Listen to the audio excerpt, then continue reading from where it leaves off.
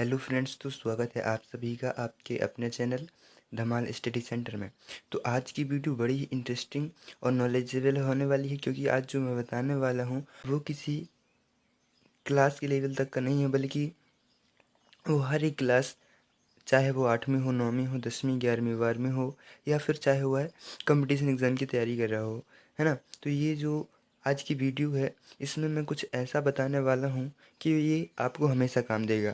अब आपको ये हमेशा काम क्यों देगा? क्योंकि ये जो भौतिक राशियों के जो एसआई मात्रक हैं, ये हर जगह पूछे जाते हैं, चाहे आप 10वीं 12वीं में हो, 9वीं 10वीं में हो, या फिर आप कंपटीशन एग्ज़ाम की तैयारी कर रहे हों। तो यह वीडियो आपके लिए, आप सभी के लिए बहुत ही महत्वपूर्ण रहने वाला है, क्योंकि इस वीडियो में आपको बताने वाला हूँ कि जो भौतिक राशियाँ होती हैं, उनकी मात्रक आप याद करते रहते हैं, रटते रहते हैं, फिर भी आप याद नहीं कर पाते हैं। लेकिन आज इस वीडियो के माध्यम से आप देख पाएंगे, समझ पाएंगे कि किसी भी भौतिक राशि के जो एसआई मात्रक होते हैं, उन्हें आप एक ट्रिक के माध्यम से कैसे याद कर सकते हैं। तो यहाँ पर कुछ जो व्युत्पन्न व्युत्पन्न राशियाँ होती हैं, यहाँ पर हम व्युत्पन्न राशियों की जो मात्रक होते हैं वो ज्ञात करेंगे। ठीक है। तो वीडियो को शुरू करने से पहले मैं आपको बता दूं कि यदि आपने हमारे चैनल को अभी तक सब्सक्राइब नहीं किया तो चैनल को सब्सक्राइब करें और वीडियो को लाइक करें और दोस्तों के साथ भी शेयर करें, ताकि वो भी भौतिक राशियों की जो एसआई पद्धति की हैं, एसआई पद्धति में जो मात्रक होते हैं, उनको बड़ी ही आसानी से समझ सकें और उन्हें भी रटना ना पड़े। तो और हाँ, जैसे ही आप चैनल को सब्सक्राइब करेंगे तो आपको एक बेल आइकन दिखाई देगा, तो बेल आइकन ज़रूर प्रेस कर लें। इससे होगा कि हमारी आने वाली अगली हर वीडियो आप तक बड़ी ही आसानी से पहुंच सकेगी। तो वीडियो को शुरू करते हैं। तो देखिए, यहाँ पर देखते हैं कि यहाँ पर हम हेडिंग बनाए हैं कि भौतिक राशियों की एसआई पद्धति में मात्रक। तो यहाँ पर मैंने आपको बताया था कि भौतिक राशियाँ कितने प्रकार की होती हैं, 2 प्रकार की होती हैं। एक मूलभूत राशियाँ, एक व्युत्पन्न राशियाँ। तो मूलभूत राशियाँ जो होती हैं, उनकी एसआई मात्रक आपको याद कर लेने हैं। फिर जो व्युत्पन्न राशियाँ, क्योंकि मूलभूत राशियाँ जो होती हैं उनके क्या होते हैं, फिक्स होते हैं, केवल 7 होते हैं, तो उनकी तो आप आसानी से कर लेंगे। लेकिन व्युत्पन्न राशियाँ जो होती हैं वो बहुत सारी होती हैं, है ना। तो व्युत्पन्न राशियों को याद करने में दिक्कत आती है, तो व्युत्पन्न राशियों को याद करने में भी आपको दिक्कत नहीं आएगी, क्योंकि यदि आप ये वीडियो पूरा देख लेते हैं और बिना स्किप किए देखते हैं तो आप व्युत्पन्न राशियों को भी आसानी से समझ पाएंगे और खुद से निकाल पाएंगे। तो कैसे ज्ञात करेंगे? देखिए, जैसे हम यहाँ पर लेते हैं पहले यहाँ पर हम लेते हैं क्षेत्रफल। क्षेत्रफल लेते हैं, तो यहाँ पर आप देखिए कि क्षेत्रफल का सूत्र क्या होता है। यहाँ पर आपको सूत्र सभी के बनने चाहिए, तब आप किसी भी भौतिक राशि का, व्युत्पन्न राशि का मात्रक ज्ञात कर पाएंगे। तो देखिए, क्षेत्रफल का सूत्र क्या होता है? लंबाई गुणे चौड़ाई। क्षेत्रफल का सूत्र क्या होता है? लंबाई गुणे चौड़ाई होता है ना, बिल्कुल होता है। तो यहाँ पर आप देखिए, जो लंबाई है इसे किस में मापेंगे? ये मैंने आपको बताया था पहले कि भौतिक राशियों में कि किसको किस में मापते हैं। तो यदि आपने हमारी पुरानी वीडियो नहीं देखा तो आप वीडियो को ज़रूर देखें, क्योंकि उसमें आपको पूरी भौतिक राशियाँ क्या हैं और व्युत्पन्न राशियाँ, मूलभूत राशियाँ क्या हैं, उनकी मात्रक सब बताया था मैंने। तो आप एक बार वीडियो ज़रूर देख लें। तो जो लंबाई होती है और चौड़ाई होती है, तो लंबाई चौड़ाई दोनों को मीटर में मापते हैं एसआई पद्धति में। एसआई पद्धति में मीटर में ही मापते हैं ना लंबाई और चौड़ाई को, ये मैंने पिछली वीडियो में बताया था। तो यहाँ पर क्या कर देंगे, यहाँ पर मान लेंगे कि इसको मीटर, और यहाँ पर गुणे है तो गुणे, और यहाँ पर चौड़ाई है तो इसको भी मीटर में मापते हैं, तो यहाँ पर भी मीटर लिख देते हैं। तो अब आप देखिए, यहाँ पर ये जो मीटर है तो ये क्या हो गया, जब एक समान राशि का गुणा होता है तो क्या होता है, स्क्वायर स्क्वायर लग जाता है, तो यहाँ पर हो जाएगा मीटर स्क्वायर। और इसी को हम क्या लिख देते हैं, एम स्क्वायर, या इसी को मीटर स्क्वायर कहते हैं। तो इस प्रकार आप जान गए कि क्षेत्रफल का जो एसआई मात्रक होता है वो क्या होता है, मीटर स्क्वायर हो गया। ठीक है, ये तो सरल वाले हैं, और इसके आगे मैं कुछ कठिन कठिन भी बताऊंगा। और इसी के बाद जैसे आप देखिए, आयतन का हो गया, है ना, आयतन। तो आयतन का आपसे पूछा जाए कि आयतन का मात्रक क्या होता है, आयतन का एसआई मात्रक क्या होता है, तो यहाँ पर देखिए, एसआई मात्रक में मैंने क्या बताया था, मीटर होता है ना, लंबाई का जो पद्धति होती है वहाँ पर क्या लेते हैं, एसआई में मीटर लेते हैं। तो आयतन का क्या होगा, लंबाई गुणे चौड़ाई गुणे ऊंचाई, यही होता है ना आयतन का सूत्र, लंबाई गुणे चौड़ाई गुणे ऊंचाई। तो देखिए यहाँ पर जो लंबाई है, लंबाई को किस में मापते हैं? लंबाई को मापते हैं मीटर में, चौड़ाई को मापते हैं मीटर में,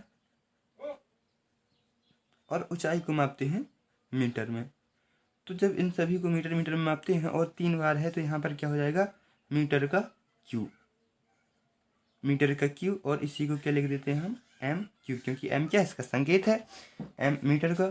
तो इस प्रकार हम जान गए कि आयतन का क्या होता है? मीटर का क्यू होता है। इस प्रकार आप भौतिक राशियों की ऐसे ही पद्धति में मात्रक निकाल सकते हैं। अब इसके बाद देखिए, अब इसके बाद थोड़ा आता है टेढ़ा वाला। ये तो हो गया सीधा सीधा गुणा है ना। इसके बाद देखते हैं चाल का ऐसा ही मात्रक ज्ञात कीजिए। किसका? चाल। तो चाल बराबर, तो आपको इसका सूत्र पता ही हुआ, चाल बराबर क्या होता है? दूरी बटे समय होता है। चाल बराबर होता है दूरी बटे समय। और अब आप देखिए कि दूरी को हम किस में मापते हैं? दूरी को मीटर में मापते हैं।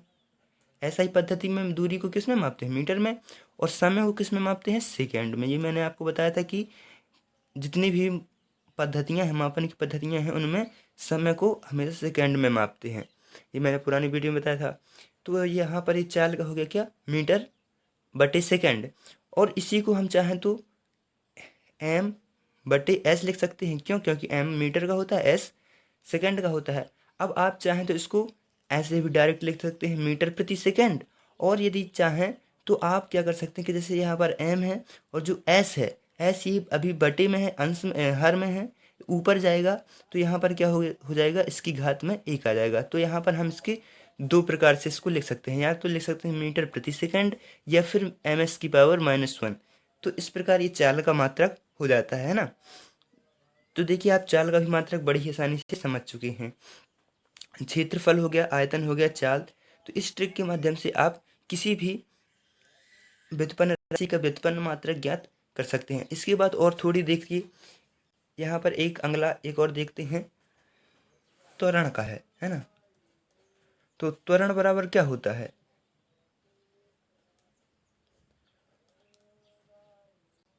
वेग में परिवर्तन बटे समयांतर। त्वरण बराबर क्या होता है? वेग में परिवर्तन बटे समयांतर। ये किसका होता है? त्वरण का सूत्र होता है। अब पूछा जाए आपसे कि त्वरण का ऐसा ही मात्रक ज्ञात कीजिए, तो इसको आप किस प्रकार से ज्ञात करेंगे? देखिए यहाँ पर लिखा हुआ त्वरण, त्वरण बराबर होता है क्या? वेग में परिवर्तन बटे समयांतर, समयांतर। अब वेग, वेग आप जानते हैं, वेग का ऐसा ही मात्रक क्या होता है? यहाँ पर हम अब डायरेक्ट, अब आप यहाँ पर जैसे यहाँ पर देखिए चाल का था क्या? दूरी बटे समय। तो दूरी का आपको पता था मीटर होता है, समय का होता है सेकंड। लेकिन वेग, अब यहाँ पर वेग में परिवर्तन आएगा तो यहाँ पर क्या करेंगे? यहाँ पर हम वेग में, वेग का डायरेक्ट सूत्र, डायरेक्ट मात्रक रख देंगे, वेग का मात्रक रख देंगे। तो वेग का मात्रक क्या होता है?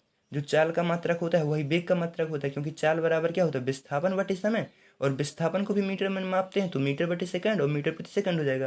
तो यहाँ पर हम इसको वेग में परिवर्तन, तो एम एस की पावर -1 और बटे समय एस से मापते हैं। तो अब देखिए यहाँ पर एम एस हो गया की पावर -1, और जब ये एस ऊपर जाएगा तो इसकी गुणा में हो जाएगा और इसकी पावर भी -1 हो जाएगी। फिर यहाँ पर एम एस गुणा में घातें जुड़ती हैं, तो ये -1 को -1 जुड़ जाएगा तो क्या हो जाएगा? -2 हो जाएगा।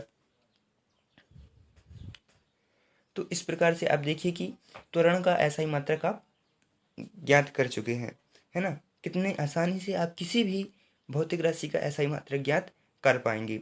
इसके बाद आता है पांचवा, एक और देख लेते हैं, अंतिम है, अंतिम है बल। बल का ऐसा ही मात्रक क्या होता है, या बल का सूत्र क्या होता है? बल का सूत्र होता है द्रव्यमान गुणे त्वरण। एफ बराबर एम ए होता है ना, एफ बराबर होता है, एफ बराबर मानते हैं बल, एम बराबर द्रव्यमान, ए बराबर त्वरण। तो द्रव्यमान गुणे त्वरण। अब देखिए द्रव्यमान को किस में मापते हैं हम? ये तो आप जानते ही होंगे। ऐसा ही पद्धति में द्रव्यमान को किस में मापते हैं?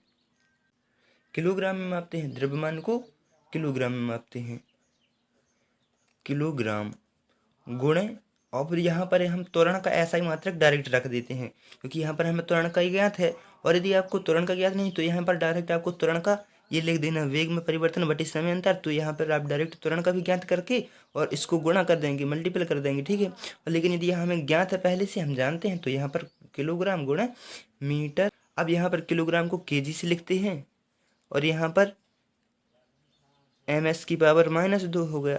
तो इस प्रकार से ये हो गया किसका, बल का हो गया, ठीक है। तो ये किसका मात्रक हो गया, ये बल का मात्रक हो गया। बल का मात्रक क्या होता है, किलोग्राम मीटर प्रति सेकेंड स्क्वायर। तो इस प्रकार से आप किसी भी भौतिक राशि का जो मात्रक है, ऐसा ही मात्रक है, वो ज्ञात कर सकते हैं बड़ी आसानी से, बिना किसी यहाँ पर अब आपको रटने की बिल्कुल ज़रूरत नहीं है, क्योंकि आप समझ चुके होंगे कि किसी भी व्युत्पन्न राशि का व्युत्पन्न मात्रक किस प्रकार से ज्ञात करते हैं। तो आई होप आपको वीडियो अच्छा लगा होगा और आपको भौतिक राशियों की जो ऐसी पद्धति में मात्रक हैं वो भी आपको समझ में आए होंगे। तो यदि आपको वीडियो अच्छा लगा तो वीडियो को लाइक कीजिए, शेयर कीजिए और दोस्तों के साथ शेयर कीजिए, तथा हमारे चैनल को सब्सक्राइब जरूर कीजिए, क्योंकि मैं इसी तरह की नई नई वीडियो लाता रहता हूँ, जिससे आपको स्टडी में कम मेहनत करनी पड़ती है और आप आसानी से समझ जाते हैं। तो इसी के साथ बस इतना ही, मिलते हैं हमारी नेक्स्ट वीडियो में। धन्यवाद।